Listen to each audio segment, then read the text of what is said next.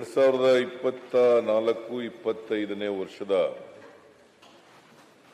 ಈ ಆರ್ಥಿಕ ವರ್ಷದಲ್ಲಿ ಎರಡನೇ ಕಂತಿನ ಪೂರಕ ಅಂದಾಜುಗಳನ್ನು ಮಂಡಿಸ್ತಾ ಇದ್ದೇನೆ.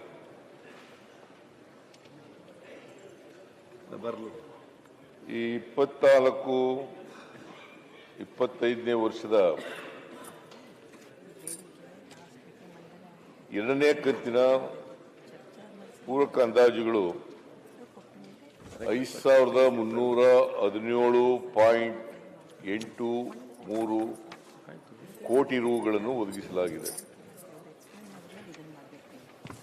ಇದು ಈ ವರ್ಷದ ಆಯವ್ಯಯದ 1.39% ಇದೆ.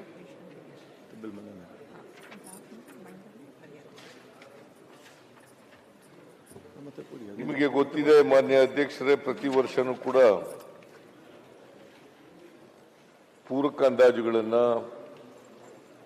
ಒಂದನೇ ಕಂತು, ಎರಡನೇ ಕಂತು, ಮೂರನೇ ಕಂತು ಹೀಗೆ ಮಂಡಿಸ್ತಾ ಇರ್ತೇವೆ. ಇದು ಎರಡನೇ ಕಂತು. ಸಂವಿಧಾನದಲ್ಲಿ ಅವಕಾಶ ಇದೆ. Article 205 class 1 sub class A ನಲ್ಲಿ ಅವಕಾಶ ಇದೆ. ಅದರ ಪ್ರಕಾರ 5317.83 ಕೋಟಿ ರೂಪಾಯಿಗಳನ್ನು ಮಂಡಿಸಿದ್ದೀವಿ. ಇದರಲ್ಲಿ ರಾಜಸ್ವ ವೆಚ್ಚ, ರೆವಿನ್ಯೂ ಎಕ್ಸ್ಪೆಂಡಿಚರ್ 2540.17 ಕೋಟಿ, 2540.17 ಕೋಟಿ. ಮತ್ತೆ ಕ್ಯಾಪಿಟಲ್ ಎಕ್ಸ್ಪೆಂಡಿಚರ್ 2777.66 ಕೋಟಿ. ಸೊ 5317.83 ಕೋಟಿನಲ್ಲಿ ರೆವಿನ್ಯೂ ಎಕ್ಸ್ಪೆಂಡಿಚರ್ ಮತ್ತೆ ಕ್ಯಾಪಿಟಲ್ ಎಕ್ಸ್ಪೆಂಡಿಚರ್ನ ನಾವು ನಮೂದು ಮಾಡಿದ್ದೇವೆ. ಇದರಲ್ಲಿ ಪೂರಕ ಈ ಅಂದಾಜುಗಳಲ್ಲಿ ರಿಸರ್ವ್ ಫಂಡ್ನಿಂದ 2304.95 ಕೋಟಿ ರೂಪಾಯಿಗಳು ಆಗುತ್ತೆ. ಅದರಲ್ಲಿ ಚಾರ್ಜ್ ಆಗುತ್ತೆ. ಆಮೇಲೆ 1199 ಕೋಟಿ ಕೇಂದ್ರ ಸರ್ಕಾರದಿಂದ ಬರ್ತಕ್ಕಂಥ ಸಹಾಯಧನ.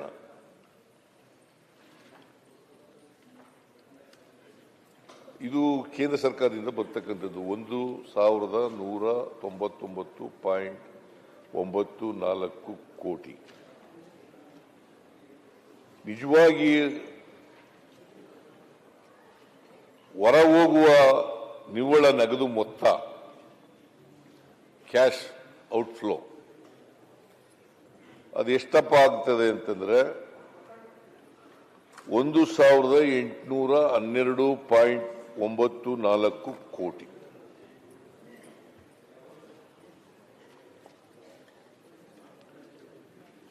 ಸೊ ಈ ಕೆಳಕಂಡ ಬಾಬುಗಳಿಗೆ ನಾವು ಈ ಪೂರಕ ಅಂದಾಜುಗಳಲ್ಲಿ ಸದನದ ಒಪ್ಪಿಗೆಯನ್ನು ಕೇಳ್ತಾ ಇದ್ದೀವಿ.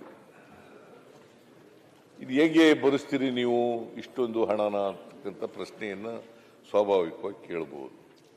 ರೆವಿನ್ಯೂ ರಿಸೀಟ್ಸ್ನ ನಾವು ಯಾವಾಗಲೂ ಕೂಡ ರಿಸೀಟ್ಸು ಮತ್ತು ಎಕ್ಸ್ಪೆಂಡಿಚರು ಅಂದಾಜುಗಳು, ಎಕ್ಸ್ಪೆಕ್ಟೆಡ್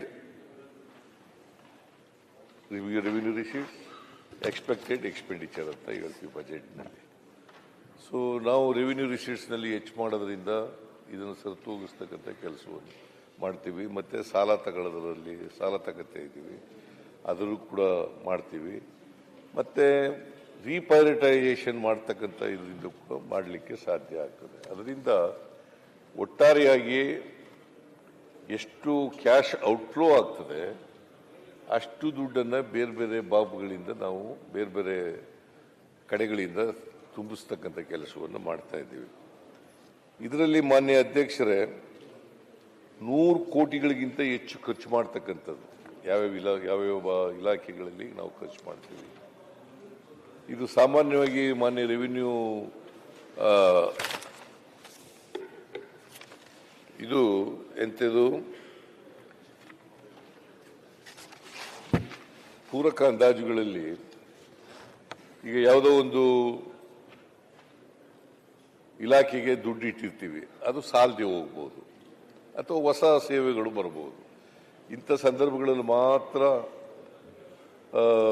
ಪೂರಕ ಅಂದಾಜುಗಳು ಬರ್ತಕ್ಕಂಥದ್ದು. ಈಗ ನಾವು ಗ್ರಾಮೀಣ ರಸ್ತೆಗಳಿಗೆ ಇಟ್ಟಿರ್ತಕ್ಕಂಥ ದುಡ್ಡು ಸಾಲಲ್ಲ, ಇನ್ನೂ ಜಾಸ್ತಿ ಕೊಡಬೇಕಾಗ್ತದೆ ಅಂತೇಳಿ 500 ಕೋಟಿ ರೂಪಾಯಿಗಳನ್ನು ಅದಕ್ಕೆ ಕೊಟ್ಟಿದ್ದೀವಿ ಈ ಸಪ್ಲಿಮೆಂಟರಿ ಎಸ್ಟಿಮೇಟ್ನಲ್ಲಿ. ಪೆರಿಫೆರಲ್ ರಿಂಗ್ ರೋಡ್ಗೆ 456 ಕೋಟಿ ರೂಪಾಯಿ ಕೊಡ್ತಾ ಇದ್ದೀವಿ. ವಿದ್ಯುತ್ ಶಕ್ತಿ ಬಾಕಿ ಗ್ರಾಮ ಪಂಚಾಯಿತಿಗಳಿಗೆ ವಿದ್ಯುತ್ ಶಕ್ತಿ ಬಾಕಿ ಕೊಡಬೇಕಾಗಿರ್ತಕ್ಕಂಥ ದುಡ್ಡು ಅದರದ್ದು ಸುಮಾರು 400 ಕೋಟಿ ರೂಪಾಯಿಗಳು ಕೊಡ್ತೀವಿ. ಜಿಲ್ಲಾ ರಸ್ತೆಗಳಿಗೆ 393 ಕೋಟಿ ರೂಪಾಯಿ ಕೊಡ್ತೀವಿ. ವಸತಿ ಶಾಲೆ ಕಟ್ಟಡಗಳ ನಿರ್ಮಾಣಕ್ಕೆ 250 ಕೋಟಿ ರೂಪಾಯಿ ಕೊಡ್ತೀವಿ. ಪರಿಶಿಷ್ಟ ಜಾತಿಯವರ ವಿವಿಧ ಅಭಿವೃದ್ಧಿ ಕಾರ್ಯಕ್ರಮಗಳಿಗೆ 241 ಕೋಟಿ ರೂಪಾಯಿ. ಪ್ರಧಾನಮಂತ್ರಿ ಆವಾಸ್ ಯೋಜನೆ ಗ್ರಾಮೀಣ ಪ್ರದೇಶದಲ್ಲಿ ಮನೆಗಳು ಕಟ್ಟಿಕೊಡ್ಲಿಕ್ಕೆ 218 ಕೋಟಿ ರೂಪಾಯಿಗಳು ಕೊಡ್ತೀವಿ. ಆಮೇಲೆ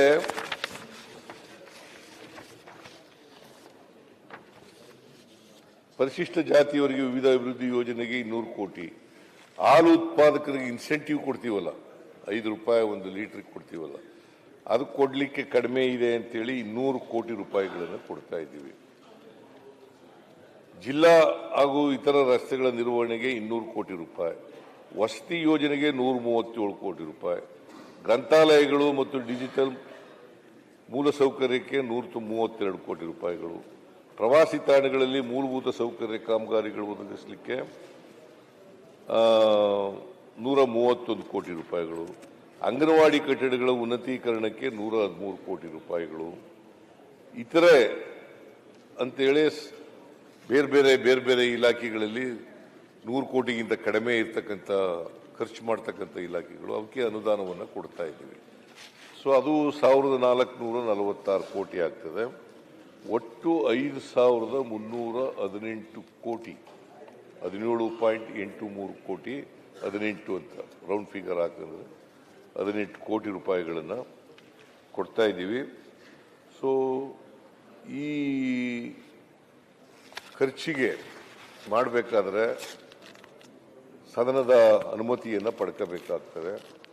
ಅದಕ್ಕೋಸ್ಕರ ಇದು ಒಂದು ಫೈನಾನ್ಸ್ ಬಿಲ್ಲು ಕೂಡ ನಾವು ಮೂವ್ ಮಾಡ್ತೀವಿ. ಅದನ್ನು ಈ ಕಾನ್ಸಿಕ್ವೆನ್ಷಿಯಲ್ ಬಿಲ್, ಇದರ ಕಾನ್ಸಿಕ್ವೆನ್ಷಿಯಲ್ ಬಿಲ್ಲು ಒಂದು ಇರ್ತದೆ. ಪೂರಕ ಅಂದಾಜುಗಳದು 2ನೇ ಕಂತಿಗೆ ಸಂಬಂಧಪಟ್ಟಂತೆ ಫೈನಾನ್ಸ್ ಬಿಲ್ ಕೂಡ ಇರ್ತದೆ. ಸೊ ಆ ಬಿಲ್ಲನ್ನು ಪಾಸ್ ಮಾಡಿಕೊಡೋದ್ರ ಮೂಲಕ ಮಾನ್ಯ ಸದನ ಸದಸ್ಯರುಗಳು ಒಪ್ಪಿಗೆ ಕೊಡಬೇಕು ಅಂತೇಳಿ ಎಲ್ಲರಲ್ಲೂ ಕೂಡ ಮನವಿಯನ್ನು ಮಾಡ್ತೇವೆ. 2024-25ನೇ ಸಾಲಿನ ಪೂರಕ ಅಂದಾಜುಗಳ 2ನೇ ಕಂತಿನ ಬೇಡಿಕೆಗಳ ಪ್ರಸ್ತಾವವನ್ನು ಸಭೆ ಮತಕ್ಕೆ ಹಾಕುತ್ತೇನೆ. ಪ್ರಸ್ತಾವವು ಹೀಗಿದೆ: 2024-2025ಕ್ಕೆ ಕೊನೆಗೊಳ್ಳುವ ಆರ್ಥಿಕ ವರ್ಷದಲ್ಲಿ ಬರುವ ಅಭಿಯಾಚನೆಗಳ ಕ್ರಮಾಂಕ 1ರಿಂದ 15, 17ರಿಂದ 20 ಹಾಗೂ 22ರಿಂದ 28ಕ್ಕೆ ಸಂಬಂಧಿಸಿದಂತೆ ಸಂದಾಯವಾಗುವ ವೆಚ್ಚಗಳನ್ನು ಭರಿಸಲು ಸರ್ಕಾರಕ್ಕೆ ರಾಜಸ್ವ ಖಾತೆಯಲ್ಲಿ ಹಾಗೂ ಬಂಡವಾಳ ಖಾತೆಯಲ್ಲಿ ಬೇಡಿಕೆಗಳ ಪಟ್ಟಿಯಲ್ಲಿ ನಮೂದಿಸಿದ ಮೊಬಲಗಿಗೆ ಮೀರದ ಮೊತ್ತವನ್ನು ಈ ಸಭೆಯು ಮಂಜೂರು ಮಾಡುತ್ತದೆ. ಪ್ರಸ್ತಾವದ ಪರವಾಗಿರುವವರು ಹೌದು ಎಂದು ಸೂಚಿಸಬೇಕು, ವಿರೋಧವಾಗಿರು ಇಲ್ಲ ಎಂದು ಸೂಚಿಸಬೇಕು. ಪ್ರಸ್ತಾವ ಹೌದು ಎನ್ನುವ ಪರವಾಗಿದೆ ಎಂದು ಭಾವಿಸುತ್ತೇನೆ. ಪ್ರಸ್ತಾವ ಹೌದು ಎನ್ನುವ ಪರವಾಗಿದೆ. ಪ್ರಸ್ತಾವ ಹೌದು ಎನ್ನುವ ಪರವಾಗಿದೆ. ಪ್ರಸ್ತಾವ ಅಂಗೀಕೃತವಾಗಿದೆ. ಇದಕ್ಕೆ ಸಂಬಂಧಪಟ್ಟ ಹಾಗೆ ಅಪ್ರೋಪ್ರಿಯೇಷನ್ ಬಿಲ್ ಅನ್ನು ಮಂಡಿಸು ಮಾನ್ಯ ಮುಖ್ಯಮಂತ್ರಿ. ಸಭಾಧ್ಯಕ್ಷರೇ, 2024ನೇ ಸಾಲಿನ ಕರ್ನಾಟಕ ಧನ ವಿನಿಯೋಗ ಸಂಖ್ಯೆ 5 ವಿಧೇಯಕವನ್ನು ಮಂಡಿಸಲು ಅನುಮತಿ ಕೋರುತ್ತೇನೆ. ಪ್ರಸ್ತಾವವನ್ನು ಮಂಡಿಸಲಾಯಿತು. ಈಗ ಪ್ರಸ್ತಾವವನ್ನು ಸಭೆ ಮತಕ್ಕೆ ಹಾಕುತ್ತೇನೆ. ಪ್ರಸ್ತಾವ ಹೀಗಿದೆ: 2024 ಸಾಲಿನ ಕರ್ನಾಟಕ ಧನ ವಿನಿಯೋಗ ಸಂಖ್ಯೆ 5 ವಿಧೇಯಕವನ್ನು ಮಂಡಿಸಲು ಸಭೆಯು ಅನುಮತಿ ನೀಡಬೇಕು. ಪ್ರಸ್ತಾವದ ಪರವಾಗಿರುವವರು ಹೌದು ಎಂದು ಸೂಚಿಸಬೇಕು. ಪ್ರಸ್ತಾವದ ವಿರೋಧವಾಗಿರುವವರು ಇಲ್ಲ ಎಂದು ಸೂಚಿಸಬೇಕು. ಪ್ರಸ್ತಾವ ಹೌದು ಎನ್ನರ ಪರವಾಗಿದೆ ಎಂದು ಭಾವಿಸುತ್ತೇನೆ. ಪ್ರಸ್ತಾವ ಹೌದು ಎನ್ನರ ಪರವಾಗಿದೆ. ಪ್ರಸ್ತಾವ ಅಂಗೀಕೃತವಾಗಿದೆ. ಮಾನ್ಯ ಮುಖ್ಯಮಂತ್ರಿಗಳು ಈಗ ವಿಧೇಯಕವನ್ನು ಮಂಡಿಸಬೇಕು. ಮಾನ್ಯ ಅಧ್ಯಕ್ಷರೇ, ವಿಧೇಯಕವನ್ನು ಮಂಡಿಸುತ್ತಿದ್ದೇನೆ. ವಿಧೇಯಕವನ್ನು ಮಂಡಿಸಲಾಗಿದೆ. ಈಗ ಪರ್ಯಾಲೋಚನೆ ಪ್ರಸ್ತಾವ ಸಭೆ ಮತ್ತು ಮಾನ್ಯ ಮುಖ್ಯಮಂತ್ರಿಗಳು. ಮಾನ್ಯ ಅಧ್ಯಕ್ಷರೇ, ಈಗಾಗಲೇ ನಾನು ಪೂರಕ ಅಂದಾಜು ಮಂಡಿಸುವಾಗ ಹೇಳಿದ್ದೀನಿ, ಇದು ಕಾನ್ಸಿಕ್ವೆನ್ಸಿಯಲ್ ಬಿಲ್ಲು, ಅದರಿಂದ ಇದನ್ನ ಮಾನ್ಯ ಸದಸ್ಯಗಳು ಒಪ್ಪಿಗೆ ಕೊಡಬೇಕು ಅಂತ ಹೇಳಿ ಅವರಲ್ಲಿ ಮನವಿ ಮಾಡಿ ಪರ್ಯಾಲೋಚನಾ ಪ್ರಸ್ತಾವನೆ ಈಗ ಸಭೆ ಮತಕ್ಕೆ ಹಾಕುತ್ತೇನೆ. 2020ನೇ ಸಾಲಿನ ಕರ್ನಾಟಕ ಧನ ವಿನಿಯೋಗ ಸಂಖ್ಯೆ 5 ವಿಧೇಯಕವನ್ನು ಪರ್ಯಾಲೋಚಿಸುತ್ತದೆ ಎಂಬ ವಿಷಯ ಸಭೆಯ ಮುಂದಿದೆ. ಪ್ರಸ್ತಾವದ ಪರವಾಗಿರುವವರು ಹೌದು ಎಂದು ಸೂಚಿಸಬೇಕು. ವಿರೋಧವಾಗಿರುವವರು ಇಲ್ಲ ಎಂದು ಸೂಚಿಸಬೇಕು. ಪ್ರಸ್ತಾವ ಹೌದು ಎನ್ನುವ ಪರವಾಗಿದೆ ಎಂದು ಭಾವಿಸುತ್ತೇನೆ. ಪ್ರಸ್ತಾವ ಹೌದು ಎನ್ನುವ ಪರವಾಗಿದೆ. ಪ್ರಸ್ತಾವಕ್ಕೆ ಅನುಮೋದನೆ ದೊರಕಿದೆ. ಈಗ ವಿಧೇಯಕವನ್ನು ಖಂಡವಾಗಿ ಮತಕ್ಕೆ ಹಾಕುತ್ತೇನೆ. 2 ಮತ್ತು 3ನೇ ಖಂಡ ಹಾಗೂ ಅನುಸೂಚಿ ವಿಧೇಯಕದ ಅಂಗವಾಗಿರಬೇಕು ಎನ್ನುವುದು ಸಭೆಯ ಮುಂದಿರುವ ವಿಷಯ. ಪ್ರಸ್ತಾವದ ಪರವಾಗಿರುವವರು ಹೌದು ಎಂದು ಸೂಚಿಸಬೇಕು. ಪ್ರಸ್ತಾವದ ವಿರೋಧವಾಗಿರು ಇಲ್ಲ ಎಂದು ಸೂಚಿಸಬೇಕು. ಪ್ರಸ್ತಾವ ಹೌದು ಎನ್ನುವ ಪರವಾಗಿದೆ ಎಂದು ಭಾವಿಸುತ್ತೇನೆ. ಪ್ರಸ್ತಾವ ಹೌದು ಎನ್ನುವ ಪರವಾಗಿದೆ. ಪ್ರಸ್ತಾವಕ್ಕೆ ಒಪ್ಪಿಗೆ ದೊರಕಿದೆ. 2 ಮತ್ತು 3ನೇ ಖಂಡ ಹಾಗೂ ಅನುಸೂಚಿ ವಿಧೇಯಕದ ಅಂಗವಾದವು. 1ನೇ ಖಂಡ ಹೆಸರು ಮತ್ತು ಅವತರಣಿಕೆ. 1ನೇ ಖಂಡ ಹೆಸರು ಮತ್ತು ಅವತರಣಿಕೆ ವಿಧೇಯಕದ ಭಾಗವಾಗಬೇಕೆಂಬುದು ಸಭೆಯ ಮುಂದಿರುವ ವಿಷಯ. ಪ್ರಸ್ತಾವದ ಪರವಾಗಿರುವವರು ಹೌದು ಎಂದು ಸೂಚಿಸಬೇಕು. ಪ್ರಸ್ತಾವದ ವಿರೋಧವಾಗಿರುವವರು ಇಲ್ಲ ಎಂದು ಸೂಚಿಸಬೇಕು. ಪ್ರಸ್ತಾವವು ಹೌದು ಎನ್ನುವ ಪರವಾಗಿದೆ ಎಂದು ಭಾವಿಸುತ್ತೇನೆ. ಪ್ರಸ್ತಾವವು ಹೌದು ಎನ್ನುವ ಪರವಾಗಿದೆ. ಪ್ರಸ್ತಾವವು ಅಂಗೀಕರಿಸಲ್ಪಟ್ಟಿದೆ. 1ನೇ ಖಂಡ ಹೆಸರು ಮತ್ತು ಅವತರಣಿಕೆ ವಿಧೇಯಕದ ಅಂಗವಾಗಿದೆ. ಮಾನ್ಯ ಮುಖ್ಯಮಂತ್ರಿಗಳು. ಮಾನ್ಯ ಅಧ್ಯಕ್ಷರೇ, ವಿಧೇಯಕವನ್ನು ಅಂಗೀಕರಿಸಬೇಕೆಂದು ಸದನವನ್ನು ಕೋರುತ್ತೇನೆ. ಪ್ರಸ್ತಾವವನ್ನು ಮಂಡಿಸಲಾಗಿದೆ. ಅದನ್ನು ಈಗ ಸಭೆ ಮತಕ್ಕೆ ಹಾಕುತ್ತೇನೆ. 2024 ಸಾಲಿನ ಕರ್ನಾಟಕ ಧನ ವಿನಿಯೋಗ ಸಂಖ್ಯೆ 5 ವಿಧೇಯಕವನ್ನು ಈ ಸಭೆಯು ಅಂಗೀಕರಿಸಬೇಕು. ಪ್ರಸ್ತಾವದ ಪರವಾಗಿರುವವರು ಹೌದು, ಪ್ರಸ್ತಾವದ ವಿರೋಧವಾಗಿರು ಇಲ್ಲ ಎಂದು ಸೂಚಿಸಬೇಕು. ಪ್ರಸ್ತಾವವು ಹೌದು ಎನ್ನುವ ಪರವಾಗಿದೆ ಎಂದು ಭಾವಿಸುತ್ತೇನೆ. ಪ್ರಸ್ತಾವವು ಹೌದು ಎನ್ನುವ ಪರವಾಗಿದೆ. ಪ್ರಸ್ತಾವವು ಅಂಗೀಕರಿಸಲ್ಪಟ್ಟಿದೆ ಮತ್ತು ವಿಧೇಯಕಕ್ಕೆ ಅನುಮೋದನೆ ದೊರಕಿದೆ.